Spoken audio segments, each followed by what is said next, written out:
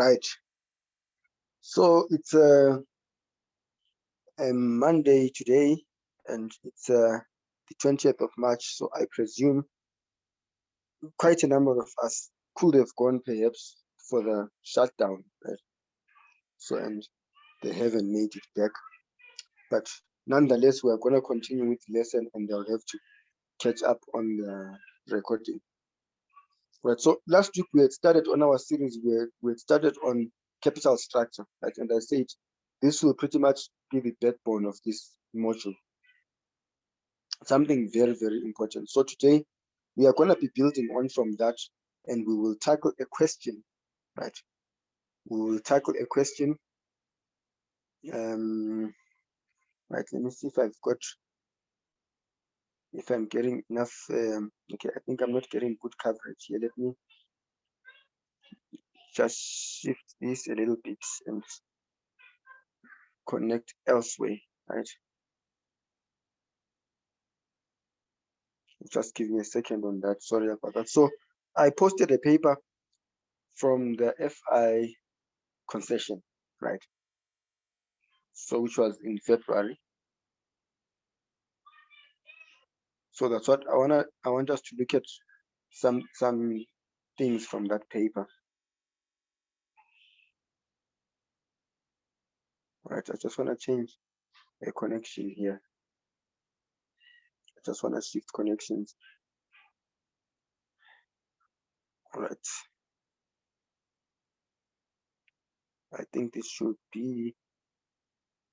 would most likely be better. Okay.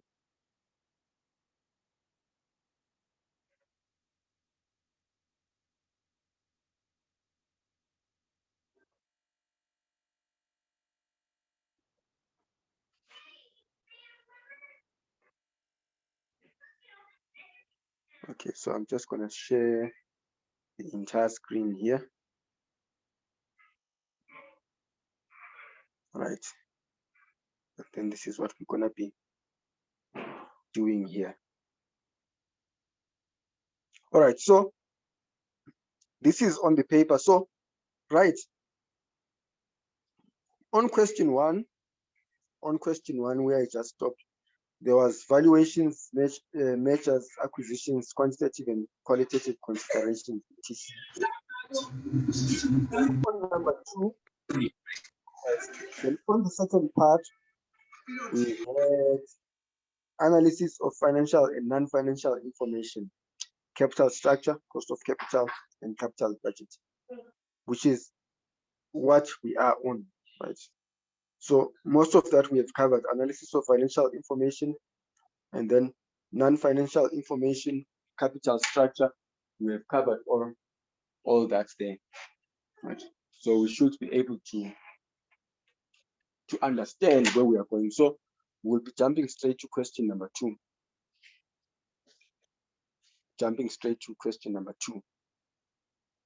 All right, so when you are tackling these questions, you always want to start with going to the required, right? Going to the required. So you always go to the required and then see what sort of questions you can answer quickly there without really putting in much thought, right? And then again, it's also going to help you to focus. You see, there's a lot of reading there. There's a lot of reading in most of these scenarios. So you just want to avoid, reading through a lot of things that are necessary, things that you're not even going to make use of. Right. So for question 2A, assume that OD uses book values and closing values when calculating and analyzing ratios. So these ratios were a total of 4, 8, 12 marks, right? 12 marks was at stake on those ratios. Trade receivables collection period, very simple, right? Earnings before interest, taxation, depreciation and amortization, margin, another very simple one. And then we had ordinary dividend payout ratio, which was for another 4 marks there. And then from there, so ratios, I think we have the ratios, we have the formulas for that.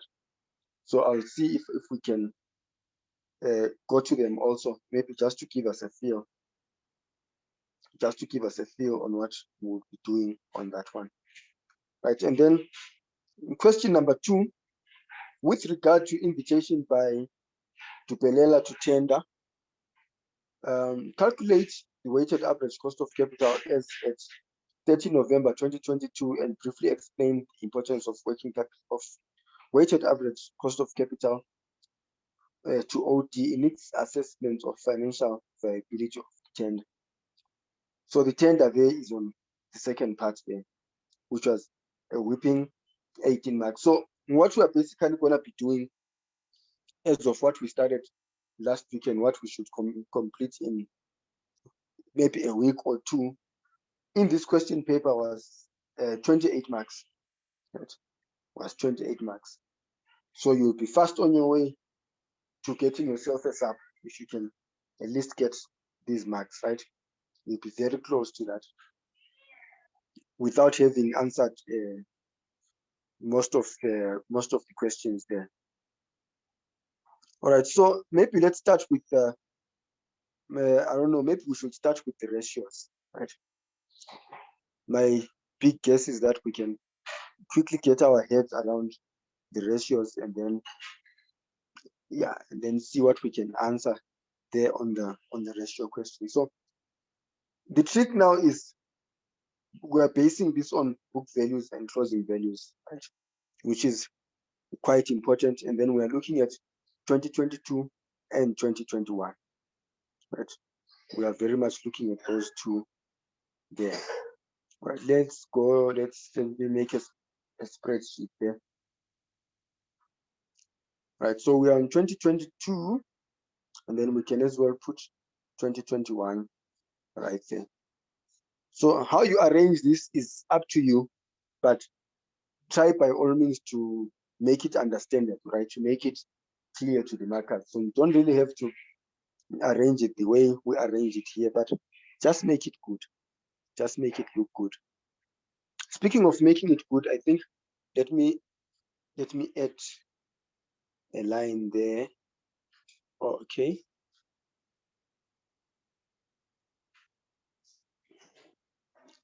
Let's see. Let me add one row above. Okay, let's add 2. Let's put 2 rows above. So I'm actually using this online Excel. Hence, it's not really behaving the same as normal Excel, but it's still a lot good. All right, so what are we doing? The trade receivables collection period. So let's copy that there and then put that information right here. Right, let's paste it there. So you obviously want to start by giving us the formula for that, like I explained the last time, just to show us that you understand what you're doing. You know what the formula is about. So this is going to be, if you remember it, it's going to be trade receivables over, it has to be over credit sales, right? Over credit sales, and then we are multiplying by the number of days, which is usually 365 days, right? But the trick with these days is when it comes to days, you always need to check, right?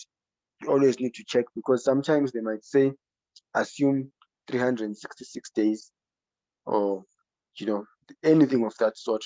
So we need to use the correct number of days there. So I'm just gonna leave it at 365 there, but we are gonna check. Right, so we're looking at information for 2021 and then 2022. So the 2022 and 2021 in that order. So now we know what we are searching for there on the scenario. So let's go back, and so this information we normally get on the statement of financial position if we are given. So this is it here, right? So this is what we have there. Okay, so we have, let's see where we can pick this up from. All right, so from there we have revenue etc right up until our net profit, and then financial position items. This is where we get the balances, right, from the financial position items. All right, so what we need: trade and other receivables, right?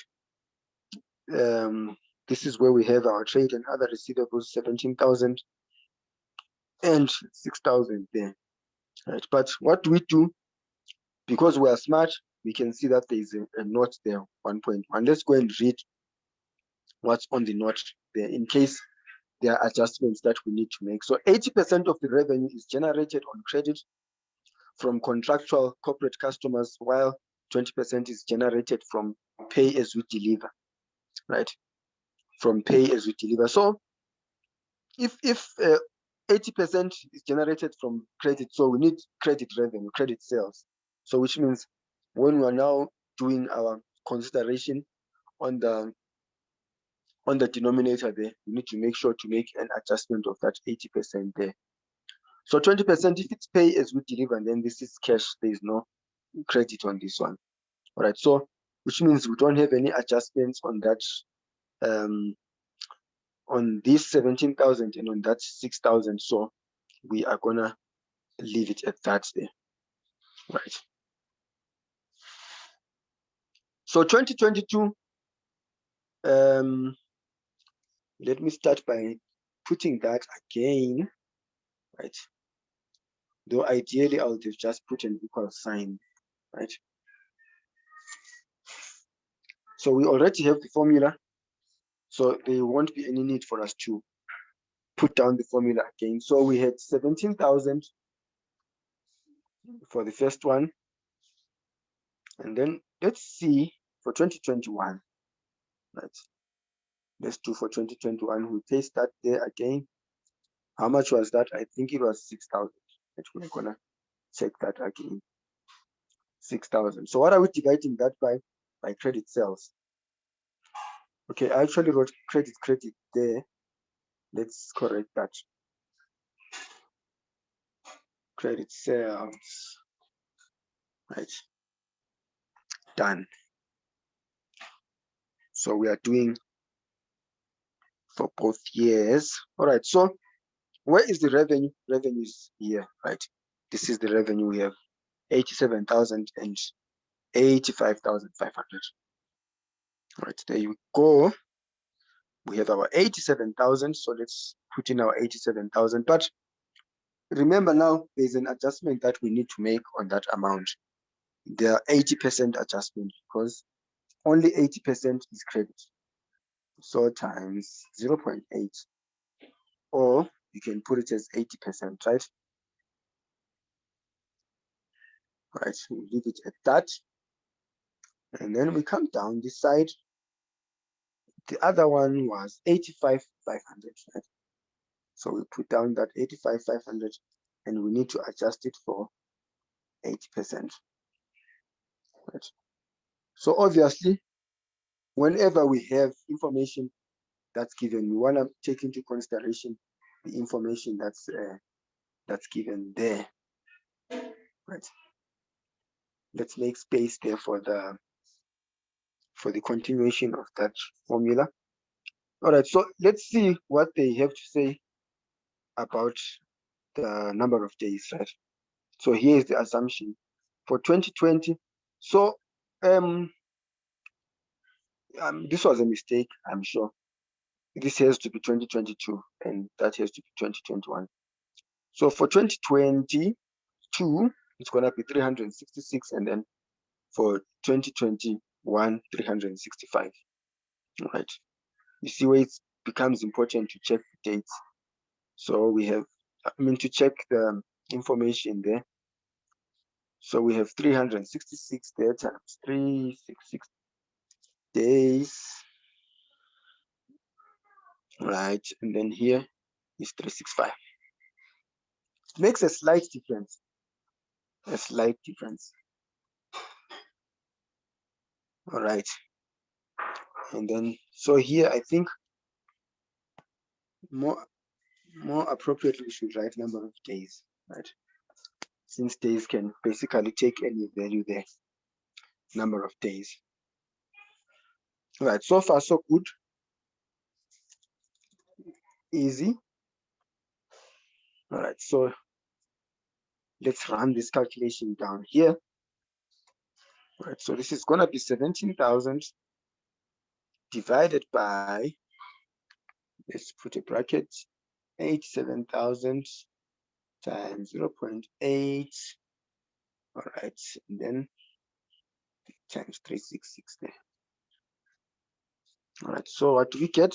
We're getting good days there, 89.39. Okay, and then we can do the same on that one. All right, so let's calculate it here. 6,000 divided by 85,500 times 0.8. Then what we do on that, after we get the answer, multiply by 365. So what we have 32 point something. So what is that therefore going to be equal to? We need to round up. This is 90 days. We're taking that up, and then we take that other one up again. Right, let's take that up to 33 days. 33 days. Right, then what explanation do we give?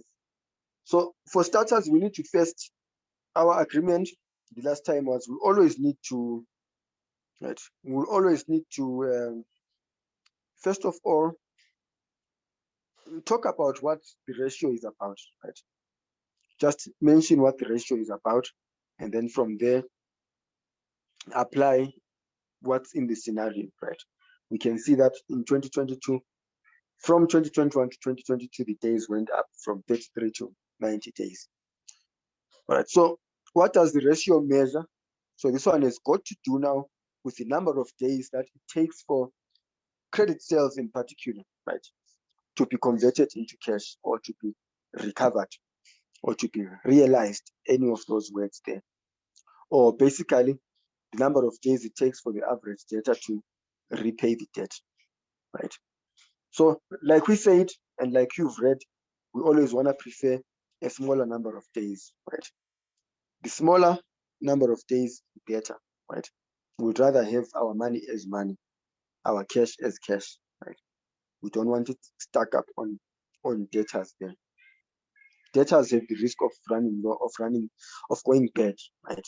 So if we can, the best way to avoid that is for them to pay, right? If they pay, they are not going bad. All right, so from there, you can obviously just give a comment that the ratio went bad, it worsened, right, from 33 days to 90 days. What could have been the reasons for that? So we are basically looking now at, within a company, you're looking at the credit policies that the company has, right? So it's obviously most likely going to be caused by that, right? A lax credit policy, obviously ineffective debt collection strategy, you see, and maybe sometimes it could have been the case that, you know, things are bad in the economy, so maybe the customers were basically going bankrupt or basically being unable to pay, right? Being unable to meet their obligations. So it could have been economic conditions. It could have been also on the part of the organization. We are being too lax, ineffective in our collection of debt. So any of those there could have been the reason, right? So this is pretty much the case when you, okay, this is pretty much the case when you don't have anything that's given in the scenario, right? When you don't have anything that's given in the scenario. All right. I must apologize to Spiel. I think I didn't see that he was on the waiting room. All right, but we haven't covered anything complex here. All right, that's it there. So What we did here, you can pretty much do something similar with the creditors days, right? Trade payables days. So that one is also going to be trade and other payables, and then we divide by the services that we've been offered on credit, then we multiply by number of days. So they could basically ask us any of that there. All right. So I think what we'll do, so we only did one ratio, right? So next time when we're going to be proceeding with this, we're going to move to the next ratio and then the other ratio. So I want us to go straight to what I really wanted us to do today: weighted average cost of capital, right? The weighted average cost of capital. So let's take that there and then paste it on our sheet, right? Let's take that and paste it there. All right, so we are dealing with weighted average cost of capital. So the big thing there is capital. So once you see capital, you then think of capital structure, right? You then have to think of capital structure. So which means where are you going? You are going on the statement of financial position, assessing this part here, right? Which is your equity and your liabilities. That's the part that you are going to be assessing there, your equity and your liabilities. So with the weighted average cost of capital, we are going to cover quite a lot of questions. So you will soon realize as we do these questions that the one thing that you need to watch out for now is whether you're going to be using book values. What do we mean by book values? We mean these amounts here that are on the statement of financial position. In your financial statements, those are book values. So we need to assess whether we're going to be using book values or we are going to be using market values, or are we going to be using the target capital structure. So your first option is the target capital structure. So if you are given a target capital structure, then you go for that. If you're not given that, you go for market values. If you're not given market values, then you want to go straight to the book values, right? So let's assess and see what's on our capital structure. So we can see, for starters, we have ordinary share capital. So let's put that as equity, right? We're going to put that as equity. And then we'll have a long-term loan and then 12% preference shares, 12% preference share capital there. So we are going to put that there the way it is. So let's start with our equity. Right. Right. So this is the format that we are going to use here. You want to put your instrument there. You want to know what instrument that is. All right. Instrument. Okay, so I didn't write that properly. Instrument. Right. Perfect. Right. So in other words, what instrument is it? Equity or is it debt? What type is it? Then market values. So this is of course after you have checked, right? After you have checked. So I have already checked for us. It's market values. We are not given the target capital structure, right? Market values, and then from there you want to calculate the weight and then get the cost, and then from there you can calculate your weighted average cost of capital. So we want to start with equity, right? We want to start with our equity there. So once you get that question, just begin by making this table. Just start by making that table. So I hope you guys have financial calculators there, because we're gonna need that handy.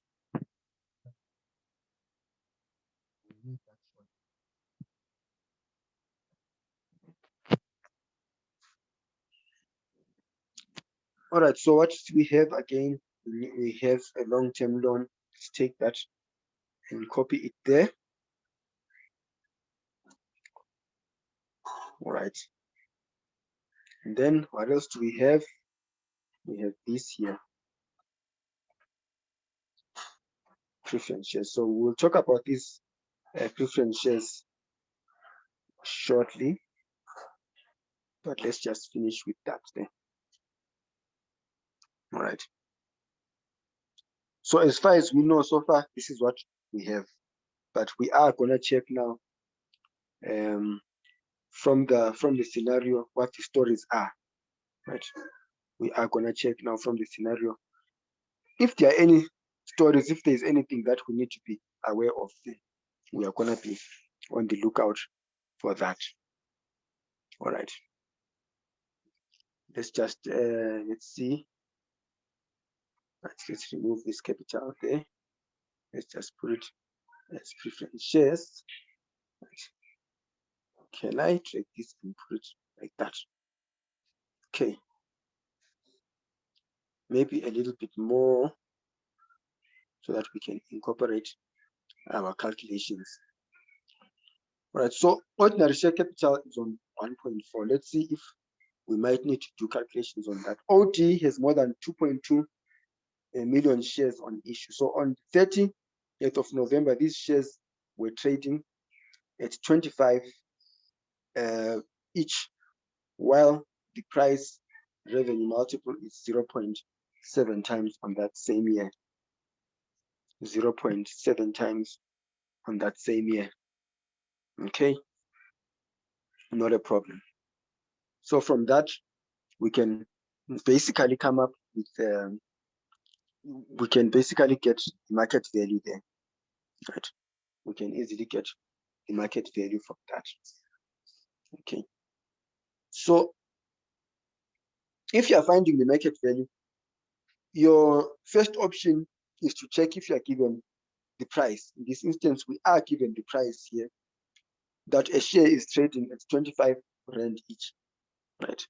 So armed with that information, we can then look and see if we are given the number of shares. So the market value will be the share price, the quoted share price on that date times the number of shares, right?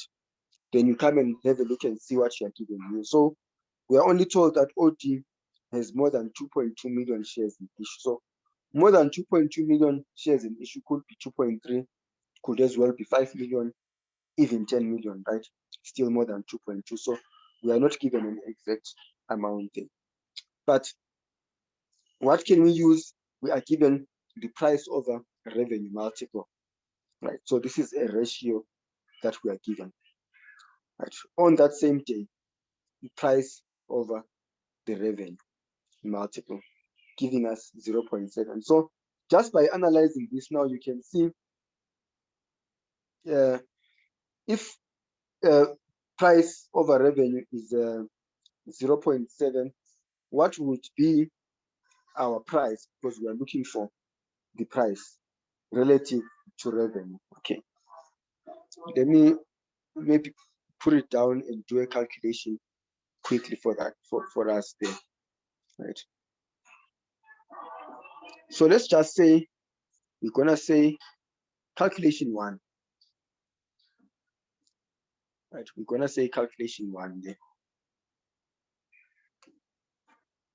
We're gonna put that under calculation 1. So let's give it a bit of space, and then we have our calculations.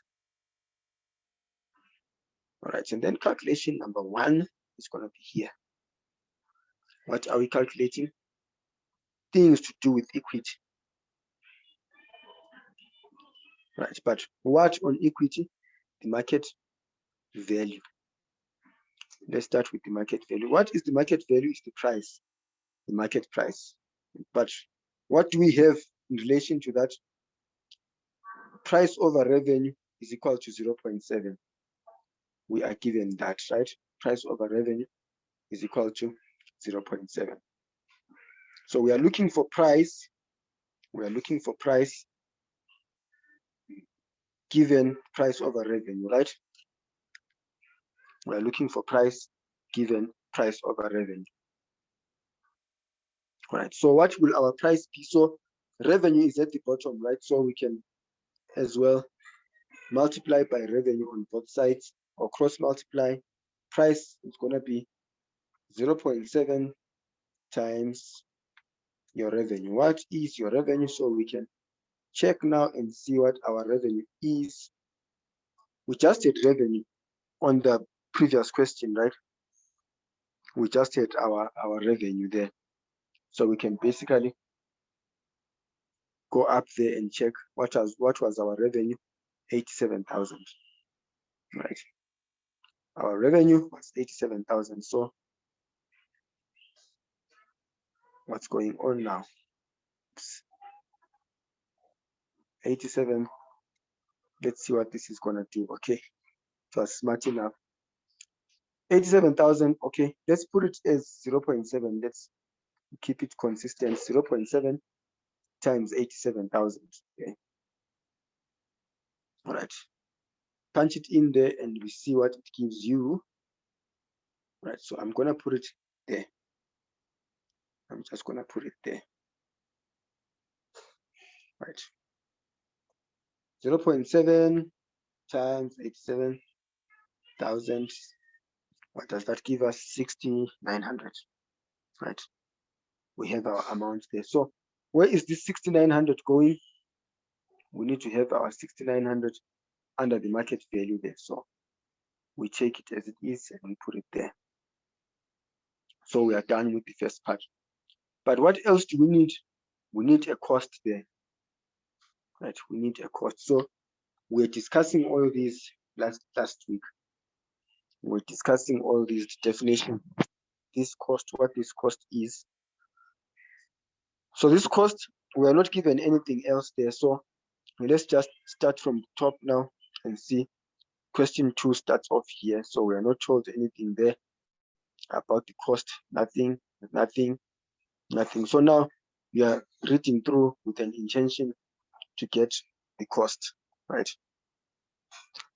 Okay, there you go on 1.8. At 30th of November 2022, the market-related cost of equity was 11.5 and the market-related cost of long-term loan is 14%. So we are going to be using 11.5 for the cost of equity. Okay. Right. So if you're not going to be given the cost of equity, you can calculate it. Right. How did you calculate it?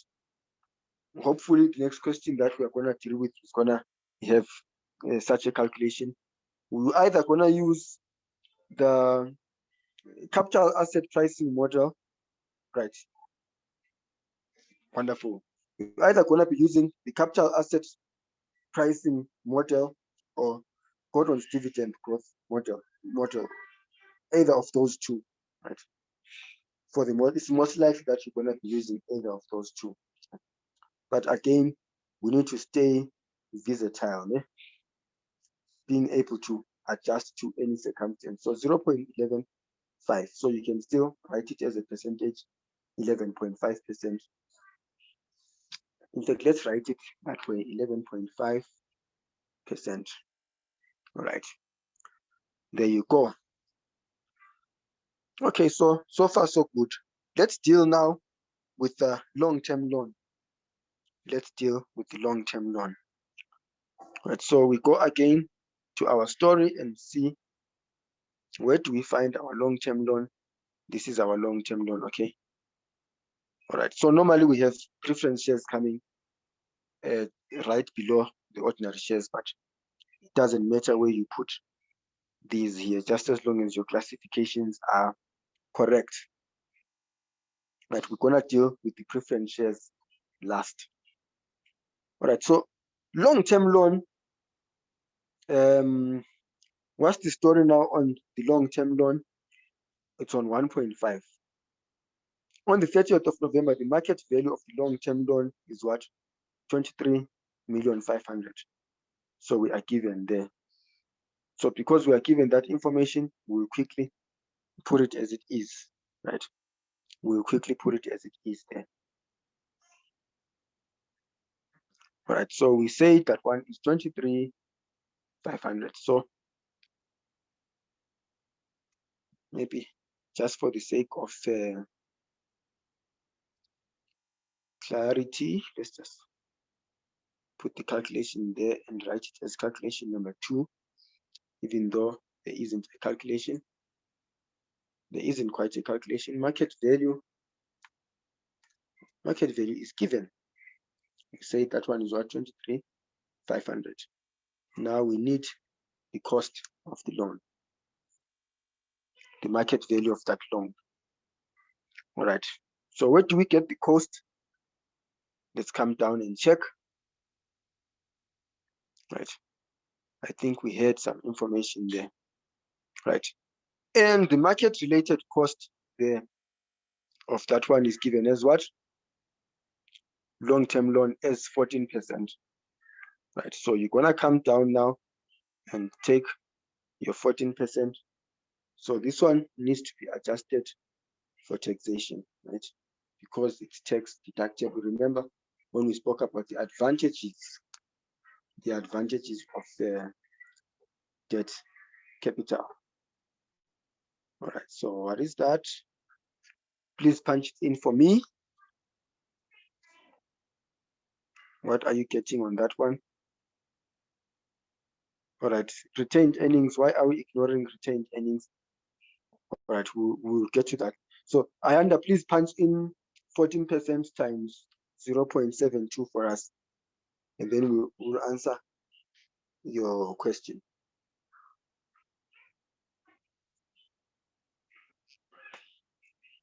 Just punch it in. Let's see what you are getting there.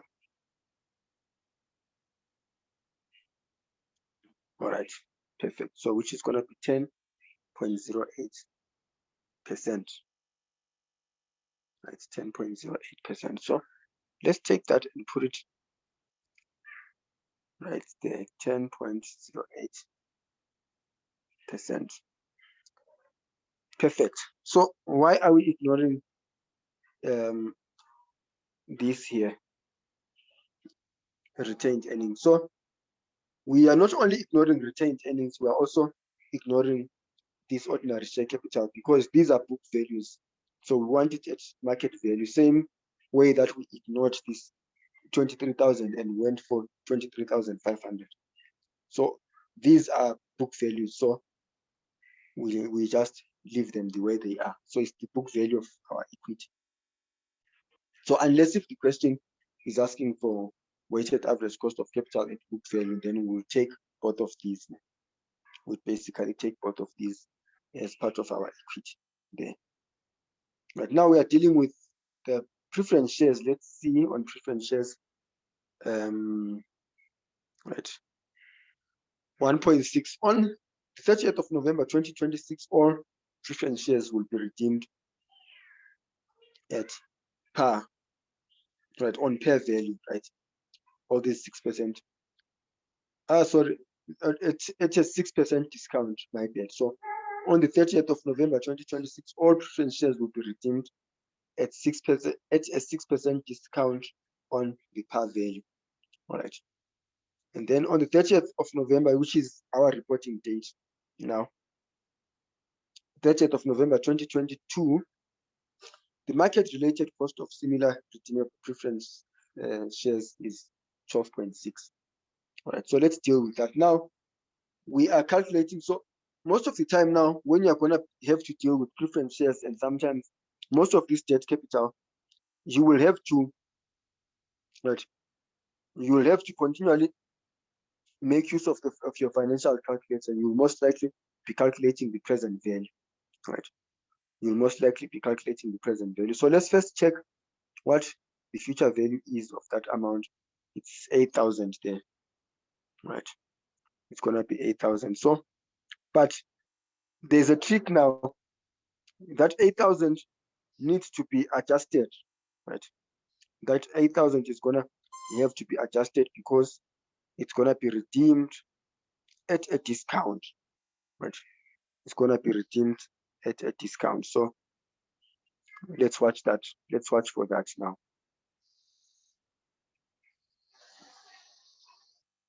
All right. So let's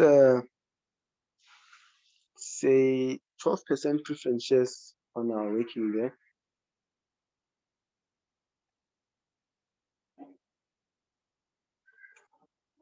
Right, so that's gonna be working number 3. 12% preference shares. So what do we need from there? We need the market value, which is basically the present value of that then. Right, what's the future value? Oops. Right, I wanna make it right. So we already established now that in all cases the future value, or in most cases the future value, has to be the same as par value, right? What's the par value?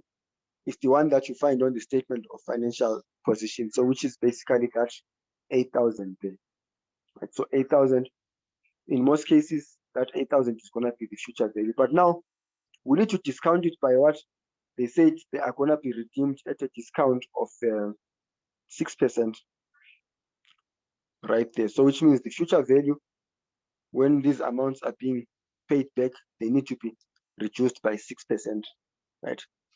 So which means 100% minus 6% is going to give you 94. So which means the total amount of what we're going to get back from this is, or redeem from this, is going to be 0.94 or 94% of 8,000, right? So please punch that in for me.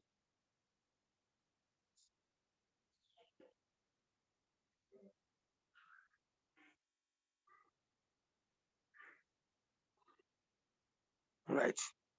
Please just punch that for me, Ayanda. So we need 8,000 times 0.94, which is the amount that we're gonna redeem at the end of whatever number of years that is, okay? While we wait for her, oh, okay, 7520, 7520, perfect, okay. Let's put that there.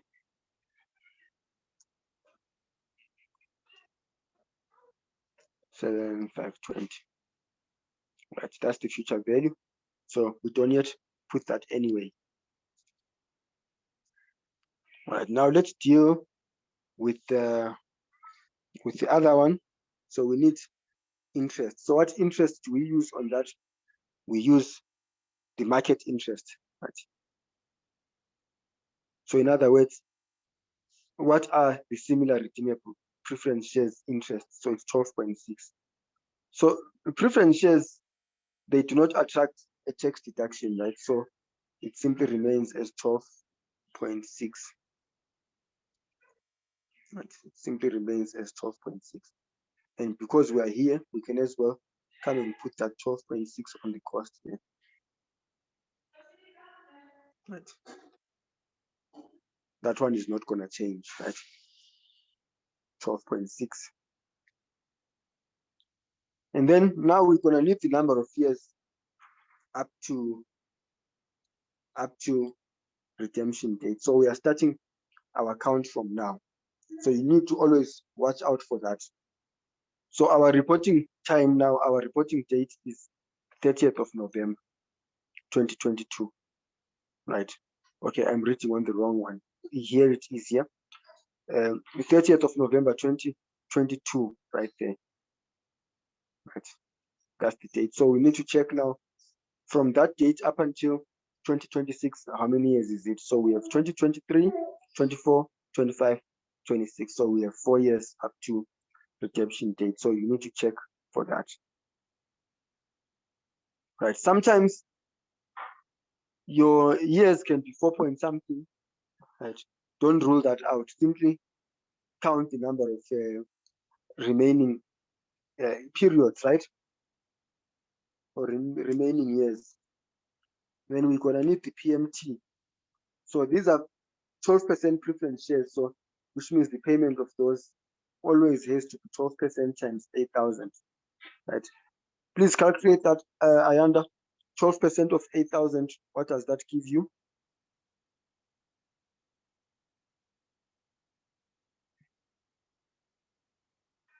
And then be ready again now to compute present value. 906, right? Wonderful. Right, there we go. Now, what do we need? Need present value. So this is what we are computing now. All right, so in computing your present value on the calculator, if this is negative, your payment also has to be negative. Your future value and your payment should have the same sign. But if your future value is positive, then your PMT has to be positive as well. So those ones always have to have the same sign. So which is going to be opposite the one that we are going to get here. All right. So I hope you do have a financial calculator there.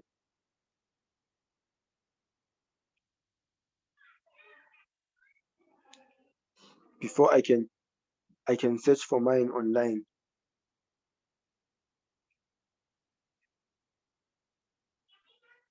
Right. So you just input those amounts there and then, all right. 76. Okay, let me write that down there. Right, so 7695. There we go. So that's the market value that we need there. 7695. Perfect. All right. So we need to get the totals now. So we are done with this question. We need to basically get the total of that and then assign a weight there and then deal with the weighted average cost of capital. So let's get a sum total of that there. That's the total. We are basically adding from the top to the bottom. All right. Then we need a weight now for these. So that's divided by the total. So you are basically getting ratios there, right? Or getting proportions. So your long-term loan out of the total, what is it? And then again, your preference shares out of the total, what is that going to give you there? So you realize that at the end of the day, all these will have to add up to, must give you a sum of 1, right? They must always give you a sum of 1. And then if you're going to be using Excel, then you can always recheck your calculations and ensure that your calculation there is correct. Okay, I think there's something wrong here. Right, this is supposed to take us on B14 divided by B15 there. All right, there you go. This is the sum here. It must always give us a sum of 1. So if you are using a calculator, we'll obviously not get the exact same amounts there, right? You might want to round it off maybe to 2 decimal places, etc. But I'm just going to keep this as is, right? Just going to keep that as is. All right, so what's the weighted average cost of capital? So you want to multiply the weight there by the cost right there, right? Let's fill that in right there. So you just recheck and see if it's giving you the correct thing there. So the weighted average cost of capital then has to be the total of all those there, right? All right, it's not giving me. Okay, so this is okay. All right, there you go. So that's our amount there, 11.23, 11.23. Let's put this as in percentages. So this is what you have.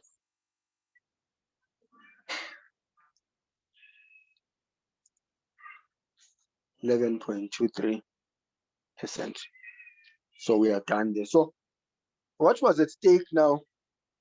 Let's see how many marks were at stake on this one.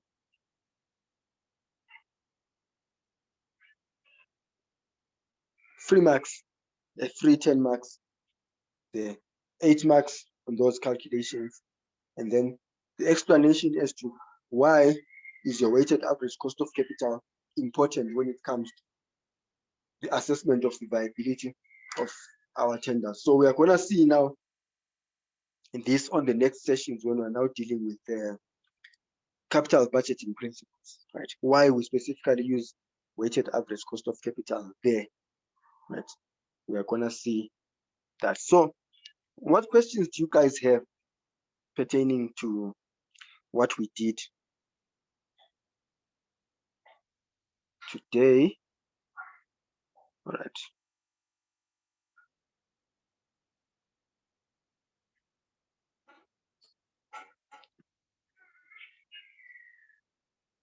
Okay, sorry, I think I'd lost us there.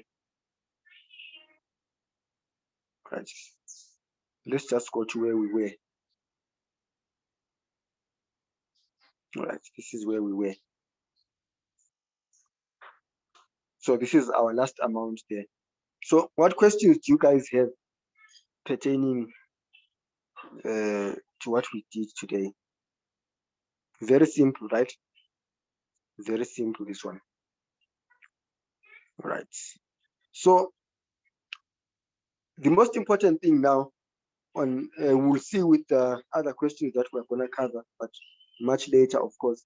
The most important thing is how we deal with equity and debt instruments, the valuation of those. Right. So normally, debt instruments, you're going to be using principles like the one that we used here on the valuation of preference shares, right? Basically, the present value of future cash flows, right? That's the principle that we're going to be using. And then KE, it's also the same thing, but for equity, it's also the same thing. But then you must remember now, in terms of market values again, you can use the Gordon's growth model for the market value, and you will see that much later. And then most common way would be to use, you will be given the price, right? You will be given market price, so you can pretty much use that, right? And then other than that, the multiples method, which is what we had today, so you could also use that. And then for the cost, Gordon's method again can give us the cost as well as the capital asset pricing model. So those are the things that we are going to be tested on.